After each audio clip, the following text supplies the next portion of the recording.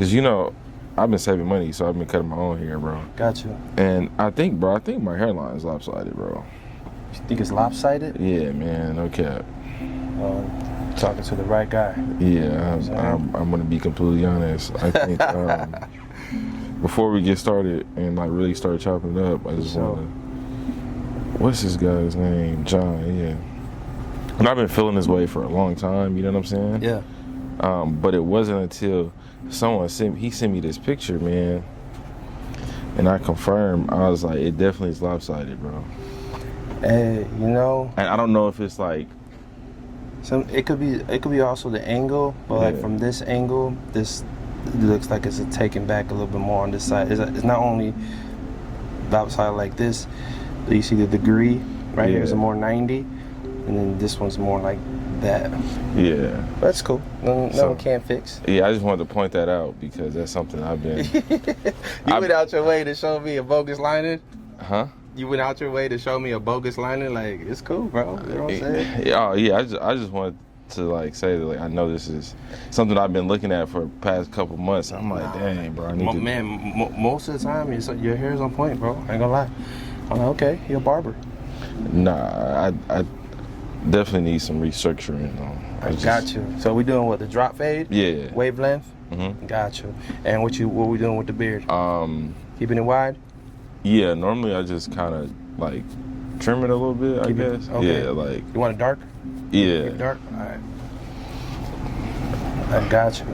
But no, I'm excited to talk today, man. No, I definitely wanted to do this little episode with you just because you may not know this, but, I've been following God as of recently, and that's something that I feel like He's been wanting me to do. Mm-hmm. And I just finally surrendered, bro.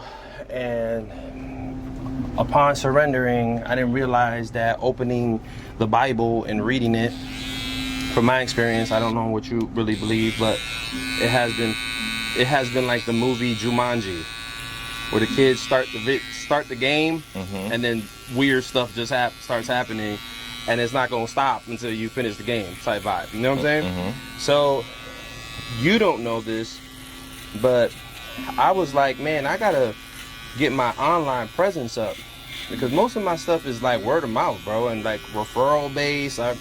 I'm doing well, you know what I'm saying? But I was like, I didn't want this to just be a barbershop. I actually want to have different men share their testimonies, about their life, what they do, and the whole idea is to inspire, the young bulls or the defeated old men. You know what I'm saying? Like the Al Bundys or whatever. So I was like, all right. I was being so lazy, bro. I didn't want to open up a new Instagram. I didn't want to take pictures. I didn't want to put up content. But I did it anyway. I felt like God was like, nah, do it. Stop being lazy. And literally after I did that, I get booked. And it's your girl. And she's like, yeah, it's his birthday. And I was like, that's mad funny, because I wasn't gonna make this page. And she came across the content. So I was like, all right. Boom. I'm complaining to my girl, talking about how dry it is in Houston. Because where I'm, Chicago, I know a lot of creatives, man. There's a place called Lacuna Lofts. If you go to Chicago, you must visit Lacuna Lofts. When you go there, you're gonna understand why I said that. It's the infancy. I mean, what you're doing right now is like the baby of what that place has become. And his name is Joey Cacciatore from the Cacciatore family. Wow. Took a whole warehouse and repurposed it, bro, into like art. You feel like you're stepping into art. And people have suites in there, creatives, and I really miss that place. So I'm like, I'm sad, I'm bored. And I'm like, man, there's nobody here. Let's just move somewhere else. And then I cut your hair. And then everything you were saying and what you're on and what you're doing, I went upstairs and I was just smiling, and my wife was like, what you smiling about? I didn't know. It's like, remember how I was complaining? She's like, yeah. I was like, I literally just cut this dude who's doing exactly what I was looking for. And she's like, you see, that's how God works. And so I wanted to give you that intro because one, I really love what you're doing. It's very inspiring, and you know, I just want to know, how did you even get here? Because you did share off camera, you know, before what you used to do. Yeah. But I need you to tell me from the beginning. Bro, so I think how I even got here, the story is actually, it doesn't make sense, but it makes sense, you know? Mm-hmm. So essentially, man, I was born in Oakland, California when I was like 7 or something. So we moved to Lawton, Oklahoma, bro. It's a super small town, bro. Like no tall buildings, no nothing, bro. And like growing up, I think I've always been somebody who, I just like to try stuff, bro. I try this, I try that. Like I'll go to school, whatever I wanted to be, bro, I would like embody the whole thing. So if I wanted to be like a pastor, bro, I would go to like kindergarten in full suits, bro. Like if I wanted to be like Tiger Woods, like bro, I would have the red polo, and that's how I would dress to go to school. Are these examples that you mean? Or you no, mean literally? These is real examples. I'm like, this is real. You know what I'm saying? So that's been ingrained in me like my whole life. It's just like having something in my head, trying it. You know what I'm saying? But then I went to school. You know, fast forward, I get to college. I go to school for mechanical engineering and technology. So I go to school for mechanical engineering. It has nothing to do with creativity. It has nothing to do with that. But while I was in school, I like got involved in student organizations. So I like joined a fraternity. I created my own organization. It was called Mel Initiative to like help like African Americans, black and brown or whatever, you know, men like try to navigate school, because it's something I'm trying to navigate too. So how to be professional, you know, how to network, all different things we were teaching. And I started the organization, but while I was there, of course, you got to get an organization, you realize you got to start marketing it, right? Mm-hmm. And so I started to like market the organizations I was in, but we didn't have anyone to make the flyers. So I was like, well, I'm just gonna learn how to make the flyers myself. So then I started doing like graphic design and things of that nature, bro. And along that journey, I realized I was really good at graphic design, right? But now I'm president of organizations, I'm hosting events, I'm doing graphic design, and something traumatic happened on the organization, and we did like a protest in March, and then I started this one big event. I sold like t-shirts, and literally the t-shirts was selling like across the country. It was called Cafe Melanin. They were selling across the country and it was just basically funding the student organization. So while I'm doing this, bro, it's like I'm picking up these little skills that I'm not even aware that I'm gonna use in the future, right? It's just like, this is something I do on campus, like, okay, cool, I make flyers. Then there was a semester when I didn't have any money, bro. I was super broke, and my aunt was going to basically like pay for my college tuition, and she wrote my mom like a blank check, and she ended up passing before my mom could like get the check, you know, secured or whatever. So now at this point, I'm like, what do I need to do, right? So I'm like, okay, cool, I'm gonna start making t-shirts, bro. I'm gonna start cutting hair on campus.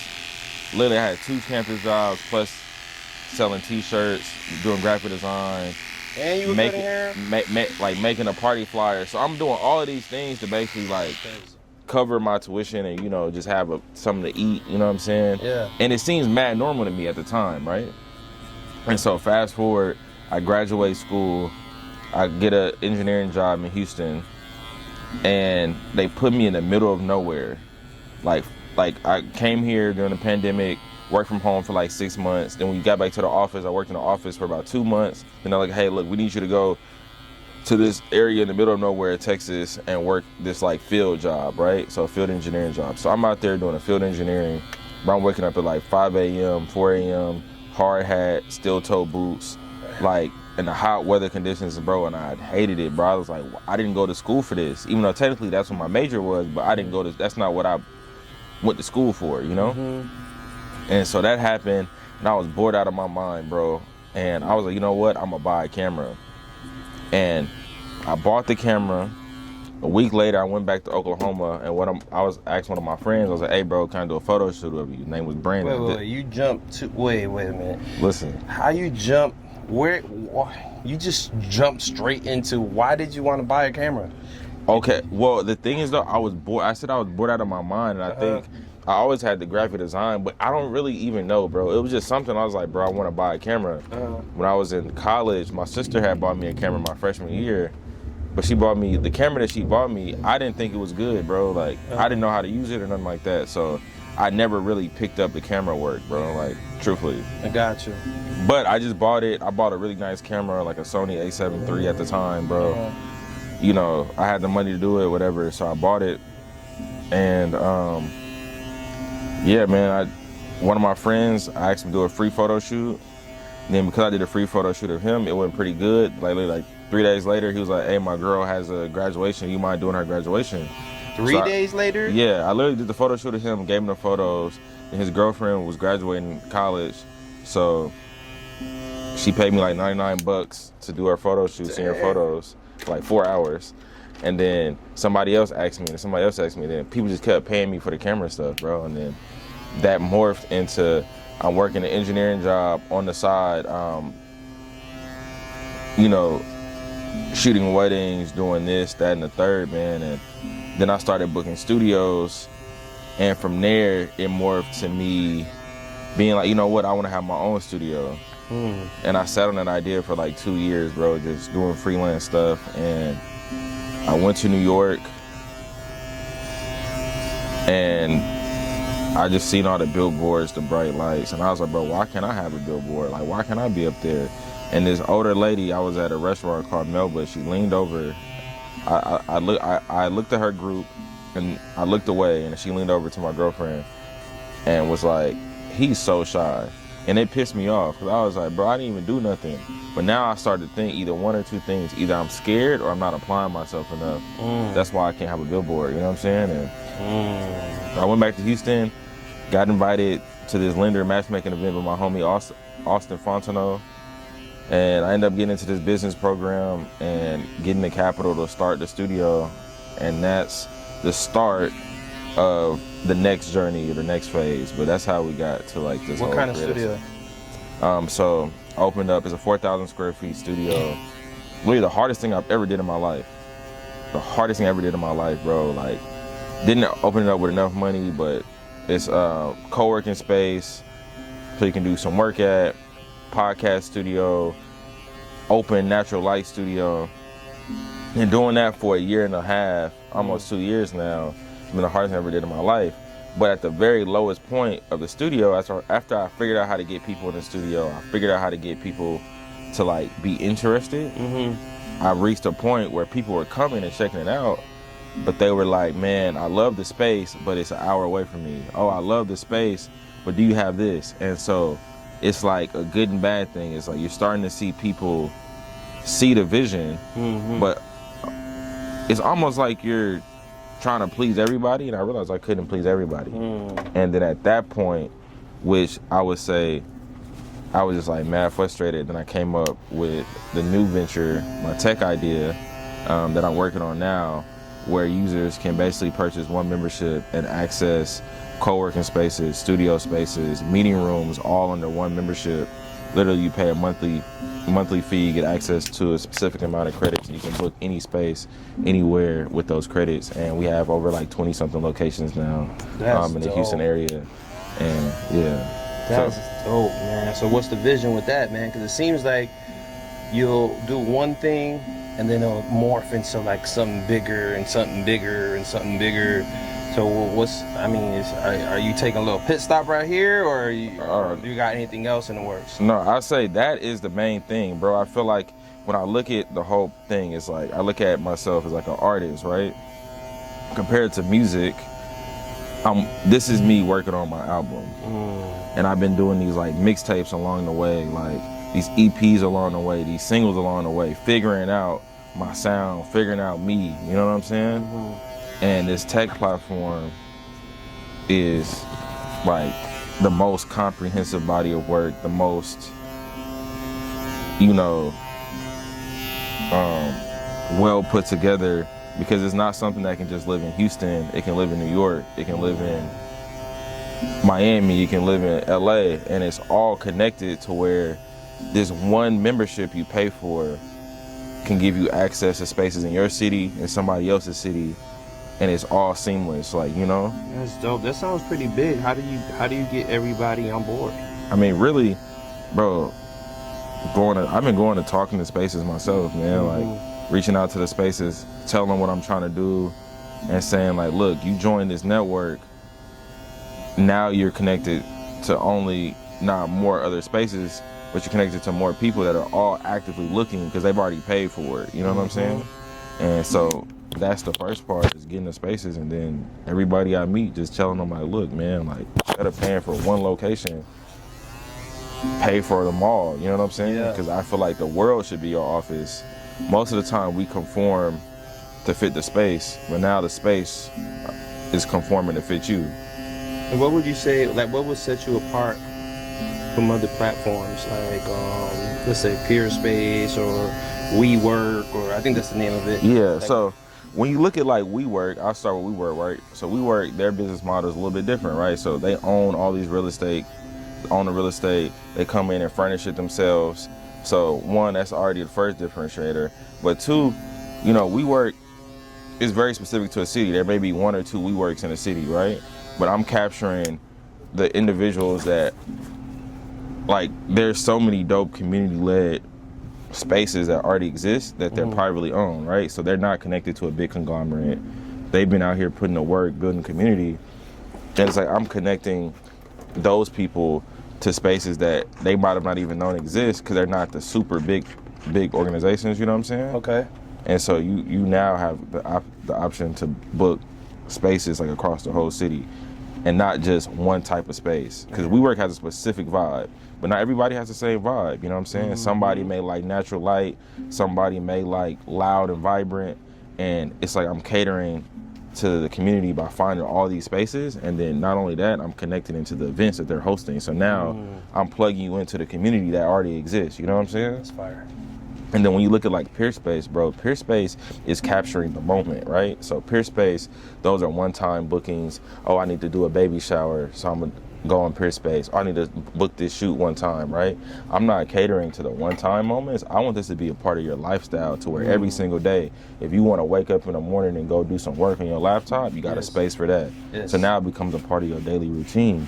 And then when you look at like, okay, I need to do a photo shoot. Bet I can use it for a photo shoot or a podcast shoot or whatever. Oh, I got a team meeting. I want to meet with some people to talk over something. Let me book a meeting room.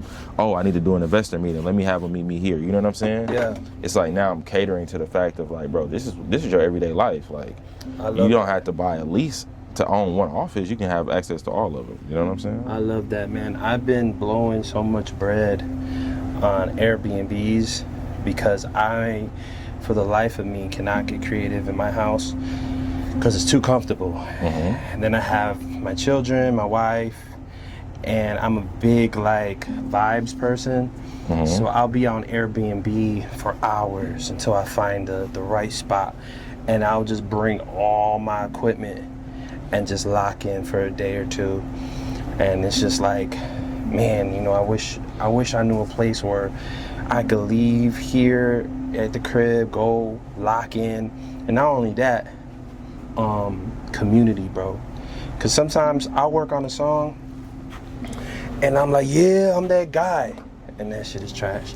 Or I'll work on a song and I hate it, and somebody else is like, no, this is it. You know what I'm saying? I can't tell you how many times that's happened. And so when you're like lone wolfing yourself, and you know, because you don't know other people, like what you got going on right there is just so perfect, because how people will just bounce ideas off each other. It's encouraging to see people that are like on the same mission as you as well. Because sometimes you're a creative and you're around normal people that make you feel crazy. Have you ever experienced that? Like, has any of your like family members or friends are like, yo, what are you doing, bro? Like, you know, I've had somebody be like, oh man, bro, like, you're doing a lot, or you're doing a lot, you know what I'm saying, you're doing too much. And I'm like, it's a lot to you, but you don't see all the things that make it not even a lot, you know what I'm saying? But it's like when you're ambitious, it's like, how do you respond to people like that? I just be like, no, I'm not doing a lot, because everything is it's very simple. I'm not doing a lot. I mean, if it's doing a lot to you, that's to you, you know what I'm saying? Because everything I'm doing, I just described to you, is almost like a stair step that's going up, right? Each idea is the same idea, just elevated, you know what I'm saying? it's all one system, but now it's like I'm figuring out, okay, I need to focus. I really need to focus. Let me fine tune it, and make everything all one. You know what I'm saying? And then, so do you have like a team, or is this you, or like how do you go about running all this? Because it seems like a lot. Yeah, man. So it's like I've had people that I lean on people around to help, like people in the community, people that's even members. Like I lean on a lot of people to like help because I can't do it all myself. You know. And I think this next vision for sure, or you know, the platform, which that is like just happening so fast. Like so much stuff is just happening like right now. That I know that, you know, that involves putting all the right pieces to the puzzle together. You know what I'm saying? But yeah, man. Are you a reader? I read a lot, bro. I do read a lot. Have you read 10X is better than 2X? I read the book 10X. I haven't read. Is that the one by Grant Cardone? I forgot the name of. I forgot the name of the author, but he also wrote a book called Who Not How. Okay, but I read 10X by Grant Cardone, but I read Who Not How. You read it? Yeah. And so like you got the whole 80-20 rule and delegating and finding the right people. You know what I'm saying? That's one thing that I struggled with too, is because I'm the entrepreneur in my family, and I'm already going against the grain. You know what I'm saying? Like even when I did this van, it was like I felt like Noah working on this joint every day, how to sell outside. And they're like, what are you doing? Like, what's this about, right? And so I've developed a distrust because I feel like people can't do the things the way I would do them. But then I also realized that between cutting hair, doing music, doing photography, videography, which mind you is so crazy listening to you because those were never the plan. Literally, I just got tired of having to choose between studio time or photography. You know what I'm saying? Like as an artist, you need both. So I said, you know what, I'll just learn. And so I learned, I had this thing where my baby mama would get me stuff when it was like tax return time, you know what I'm saying? But it'd be like Jordans or Timbs or whatever. This time it was like, yo, I just want a camera. It's like a camera for what? Because I needed a mixtape cover, right? Your story is so ill because I'm like, I need a mixtape cover. Boom. So I got the photography down, but then I don't know how to do graphics. So now I'm tinkering with Photoshop. Long story short, I learned how to do graphics. So now I'm a graphic designer. People are like, well, you know, I need a music video now. So I'm like, oh man, I gotta do videos, and you should know this, like a lot of principles you learn in photography, they just spill out in videography when it comes back to lighting and all that stuff, right? So then, long story short, most of the stuff that I do, that I get paid for, I only really do it so I can kind of like buy my time back, but it was never a plan to do all these things. It's just people will see my stuff and ask me, can't do it for me. Exactly. You know what I'm saying? It's a similar thing. Like I look at a lot of the things I've been doing is like Kanye West when he was like just producing beats so he could rap. Yeah. And it's like the same thing. It's like you're producing this stuff so you can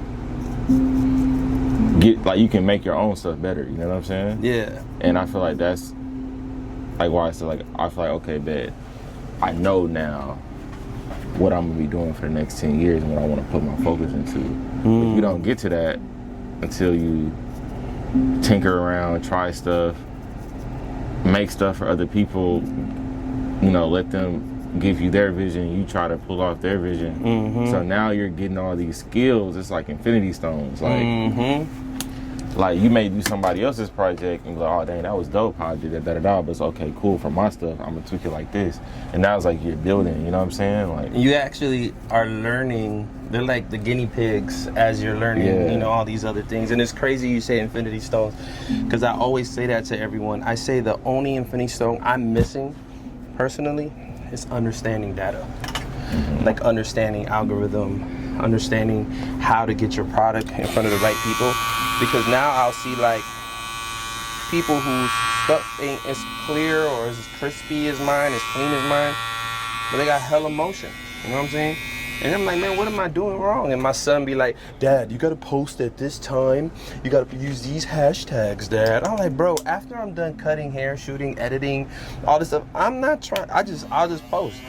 You know what I'm saying? And my biggest thing right now is I hate begging for anything. The first time I had to beg someone for studio time, I bought a studio.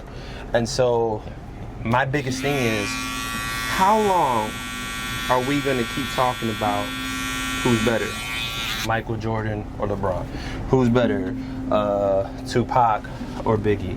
Why do we continue to talk about great people as if there's no great people that exist, you know? And I see this common thing in the music game where artists cry about their masters and they cry about their royalties. And I just watched this movie on, it's about Spotify. And I'm like, bro, this guy is a human being. You know what I'm saying? And it's like, back in the day I used to trap. So it's like, instead of trying to trap in a place where 10 guys sell weed out here, I'm gonna get on this train, I'm gonna go to this neighborhood that don't got nobody posted.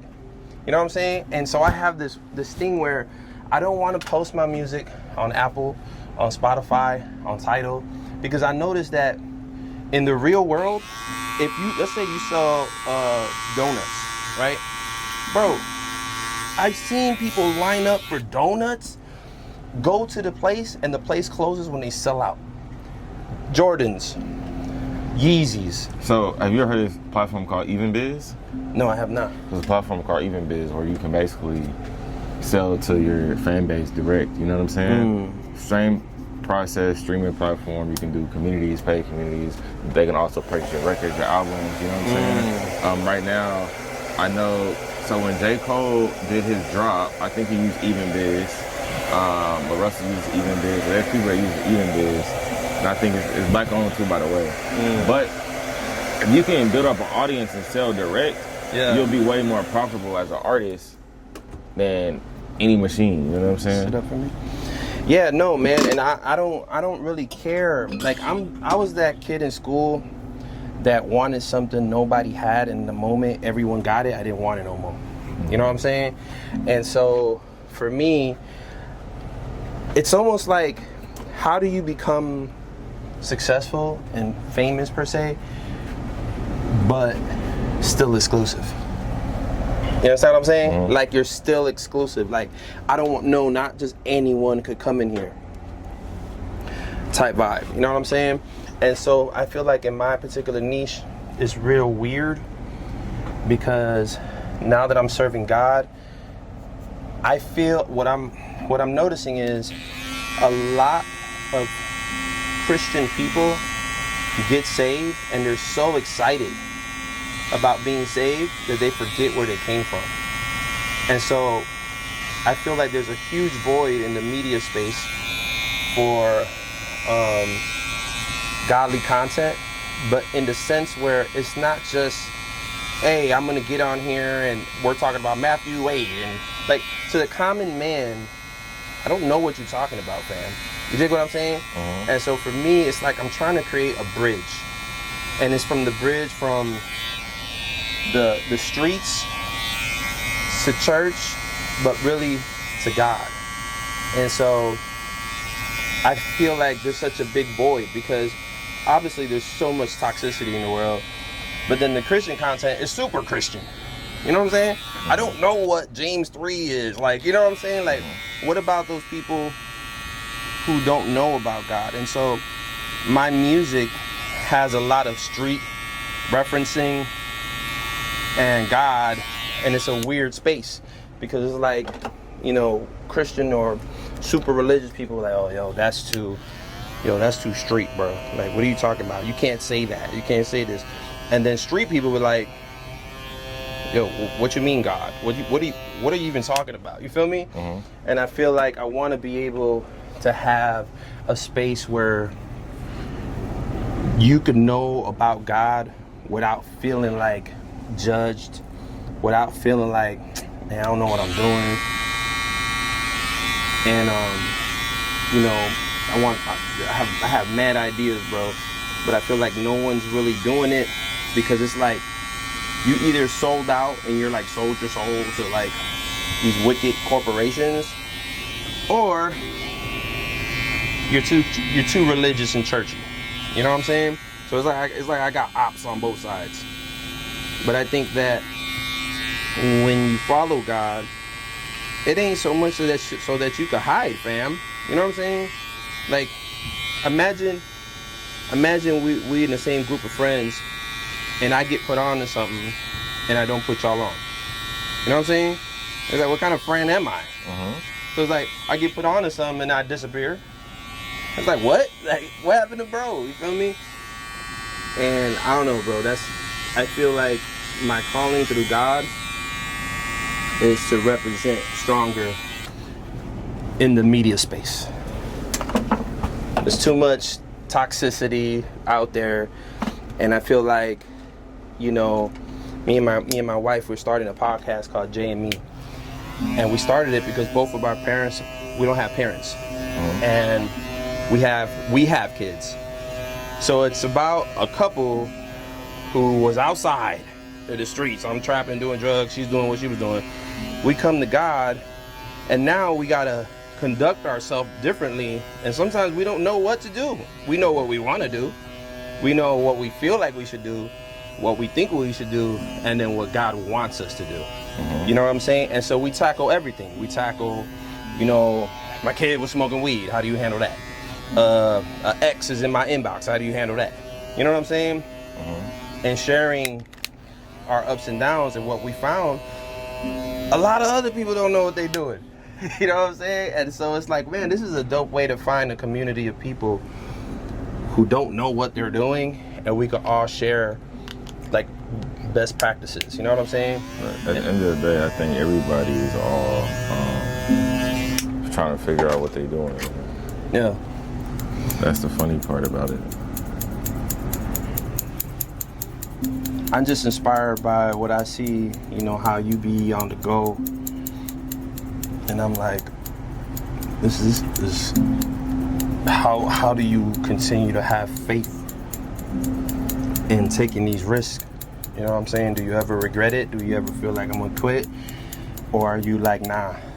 Bro, you know what? That's a great, you know what I'm saying, way to think about it. I would say, ironically enough, there's a point when I wanted to stop doing the studio. And the point that I wanted to stop, that I was like, bro, forget it, like, is the point that I came up with the idea for the tech platform. You know what I'm saying? And so it's almost like you have to go through these moments where you're unsure, you're trying to figure it out to get to the next thing. It's like when you look at the hero's journey, every hero goes through the same cycles. And this dude named David Campbell, I think his name is David Campbell. Joe Campbell, Finding Joe. It's this documentary called Finding Joe. And it just talks about like the hero's journey. Like you get hit with a bug, you know what I'm saying? Like then you go to like a very low point, and then something happens for you to come back up, and you can come back and tell the story of what happened and how you overcame it. And I think that's a continual thing. And so the moments when I am sad or down below, man, ironically enough, it's like I go read the Bible, and then it's like, okay, read the book of Job. So then you're like, okay, cool. He went through all these trials and tribulations, but at the end, he was blessed 10 times what he had. You know what I'm saying?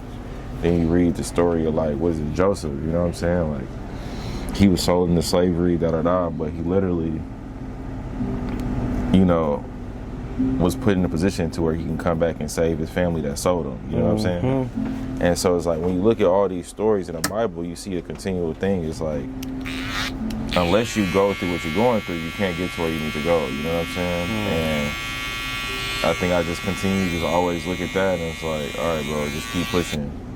Like, regardless, at the end of the day, as long as you have family that love you, a place to lay your head, and food to eat, or you're successful. You know what I'm saying?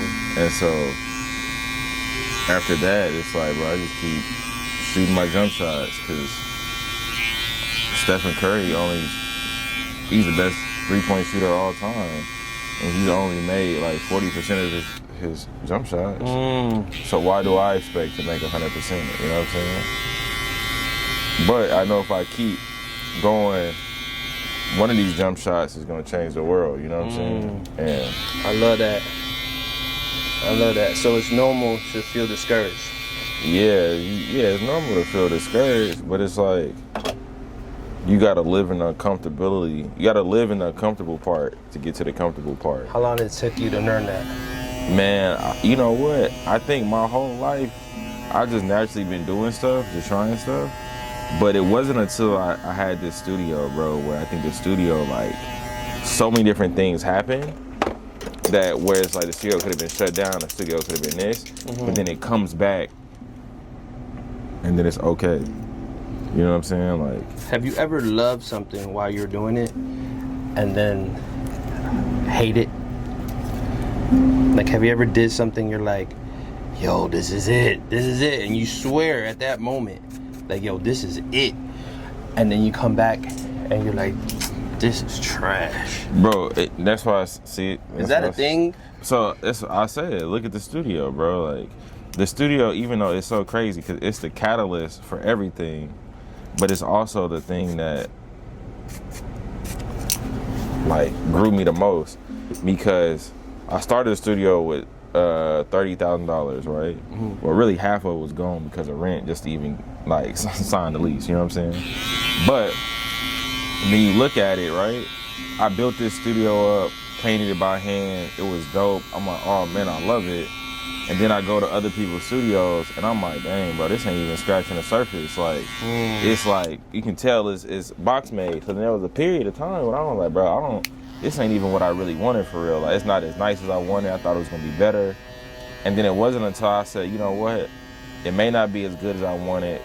It may not be as dope as I like it, but I tried it, I did it, and I'm gonna just try to do what I can with what I got, you know what I'm saying? And doing what I can with what I got helped me progress. And I realized it wasn't even about the space. That's the whole thing. It's not even about the one physical space.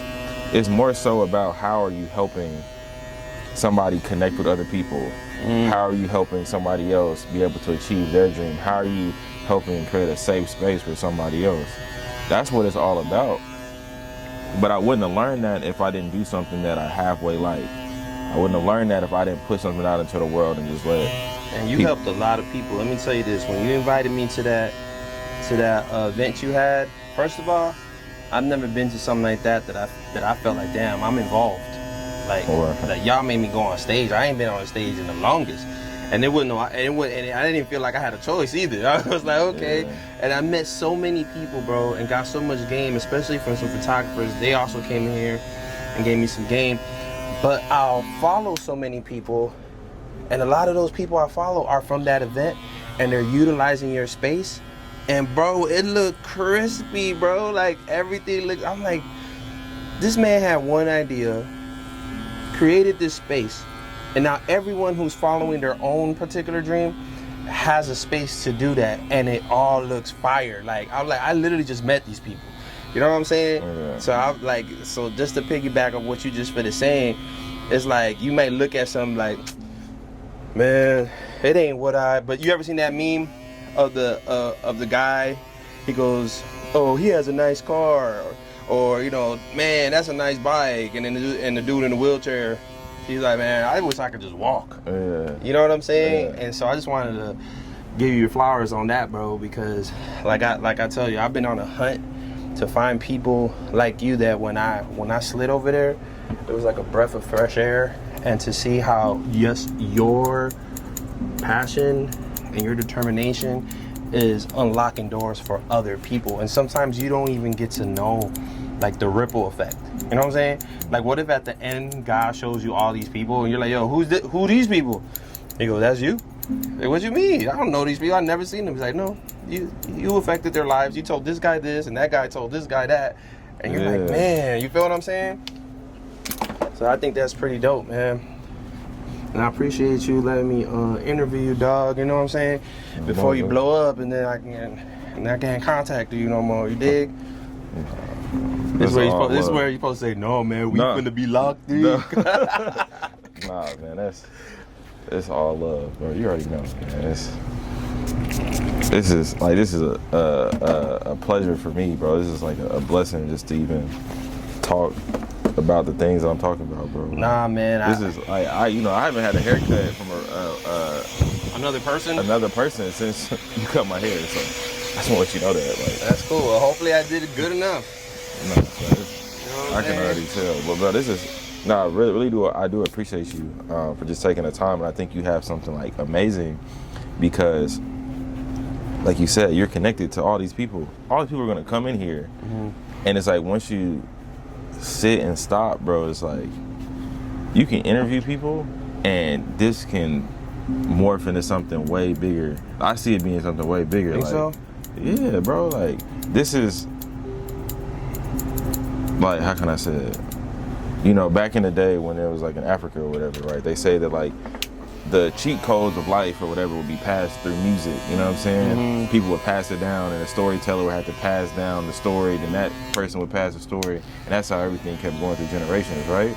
Along that way, you know, things get crossed or whatever. But now it's like, bro, this is your own media channel. You know what I'm saying? And you can pass these cheat codes that you're getting from each person you sit, interview, talk to, and build your IP up, bro. This is intellectual property right here. So, like, this is in perpetuity, man. Hey, man, I'm gonna need some one-on-one consultations, man. Tell me how you suggest I should move forward, because honestly, I love having these conversations in here.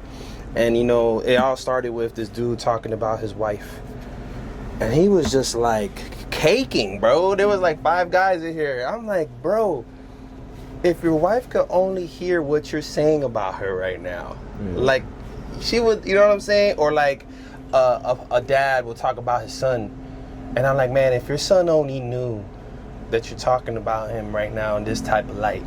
Or like somebody would give me some game about something, and I'm like, bro, we need to start taping these things, you know what I'm saying, and share them. My sister, before she passed, she gave me a TikTok of this older white man, and she goes, you gotta look at this, you gotta look at this.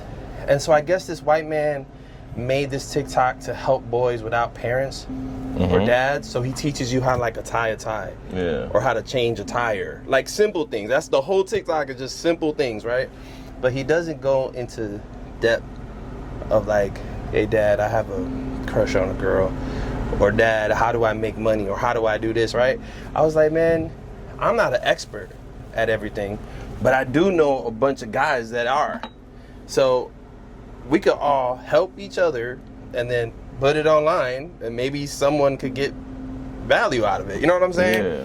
And that's it. That's it. Like I don't think too deeply. Like I know people are so organized, bro, with the way they post and the way they do things, and I guess that's where I suck at. So this is, I'm gonna tell you this, right? So this is how I see it if I extrapolate in my head, right? So you get these super dope people, you interview them with really cool stuff, you post it on YouTube once a week, and then what you start doing is building your catalog of like super talented, influential guests, whatever, and you sit here and have like real vulnerable conversation with them. One, you'll build up your YouTube channel, and your YouTube channel, after you get a certain point, it can be monetized, and that's like income you can have in perpetuity for the rest of your life, as long as YouTube exists. But then you'll build up your TikTok following, you know what I'm saying? Because these real, like these snippets, these clips you can put on there, and it's like, yo, this is how I experienced, this is how I got through this. Boom. So now you're starting to post this and build this catalog of this TikTok. Then people want to start watching the full thing on YouTube. Same thing on Instagram. You know what I'm saying? But at the same time, you're using your gift of being able to, you know, be an artist with like the barbery, using your gift of being able to communicate with people. But then not only that, you're using your gift of helping other people more than you even know. So I think it can be a whole thing, and you should definitely keep it going. And this one thing is like almost an hour long, you know what I'm saying? There's hundreds of clips we can get for this, you know what I'm saying? Yeah, I guess that's why I gotta sit down with you, bro. And really just clip, bro, listen to it, whatever part you like, this impactful, boom, clip it up, post on the internet, and just post. It don't, like, I don't care what anybody says, it's all this algorithm stuff, right? I'm looking. All right, dope. I think my hairline is corrected now, man. It looks sharp. Yeah, it look good though. I like it. See? But thank you, bro. For sure. Yeah, like Pharrell Williams said this one thing. He was like, if the kids, he was like, the streets, whatever, they know when something is gas, right? Mm-hmm. So it's one of those things where it's not even about, okay, it is about, there's a science to, like, okay, post at these times, da-da-da, right? But the real trick is, bro, if you can post 3 times a day,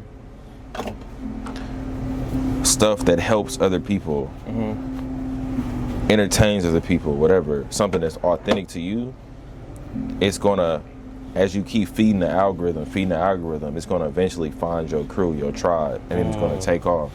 Like, I follow this one girl, her name is Amanda. She is a white girl. She just be doing like dances. She can't really dance that well, not really that, but she can dance, right? So she's dancing, right?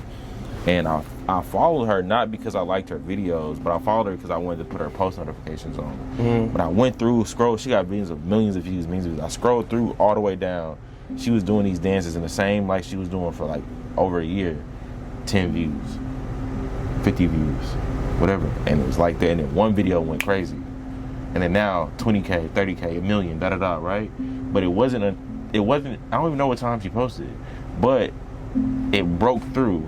And the only way to break through, the algorithm is just a computer program, right? And the computer program is basically saying, I need to find people that like stuff like this, and I'm gonna connect them to it, right? So the only way to break through is to feed it enough information to find the people that are liking it. And once it finds the people, you're tapped into the algorithm. Now you have these followers, da-da-da. But along the way, you'll gain followers, 1 follower, 2 followers, 3 followers, whatever. But the only way to break through is to feed it enough information to break through. That's the same thing with ads. You pump $100 into ads, it may not do like you wanted to, but you pump $1,000, I guarantee you're gonna see the benefit of it. So you just gotta pump it with enough information. And the problem is, you see people that have hundreds of followers, 100,000 followers, they post 3 times a day. They just 3 times 365. And if you, each video get 1,000 views, bro, you just guarantee yourself like 1 million views in a year. But the only way to get that is like, bro, you gotta put in the work. It's not even about, Steph Curry shoot 1,000 jump shots a day. That's why when he shoots 15, he can make 10 of them. But it's like, you gotta just feed the algorithm enough. And it's like, if somebody's doing the same thing as you and they're posting 3 times a day, but they have hundreds of thousands and millions of followers, and you have less followers, less people following you, you post in 1 time a week, 3 times a week, whatever, you like shooting, it's like catching a needle with a haystack, bro. Like, that's the only cheat code is really just posting. The more content you feed the algorithm, the more people will find you. The more people that find you, the more views, the more followers you get. The more followers you get, the more people that are sharing your stuff. The more people sharing your stuff, the more traction you get. I feel like I owe you a bag right now. Nah, bro. Appreciate you, man. Nah, really, it's the simplest thing in the world, man. Hey, one more thing, bro. Please tell them what you got next, where they can follow you at. Oh man, so where do I go to? I'm boom. So follow me. Go to that one. Go to that one. Okay, cool. So, one, I just want to say thank you, bro, for taking the time and really like interviewing me, giving me a haircut, bro. This is super dope. But you can find me on social media at Kahill B Martin everywhere: Instagram, TikTok, Kahill B Martin. But if you want to follow the journey of Collab and see what we're really building, just go to joincollab.com. KAHLAB. On Instagram is Join Collab. On TikTok is Join Collab. Like, we're not trying to just create a platform. We're trying to connect the world and blend and build into the way that you work. So now the world becomes your creation rather than you become a creation of the world. So Fire. Holla at me. Fire, my boy. Appreciate you, dog. Love it, dog. Oh, man. Hey, honestly, bro, like, no cap, you might have to share your best practice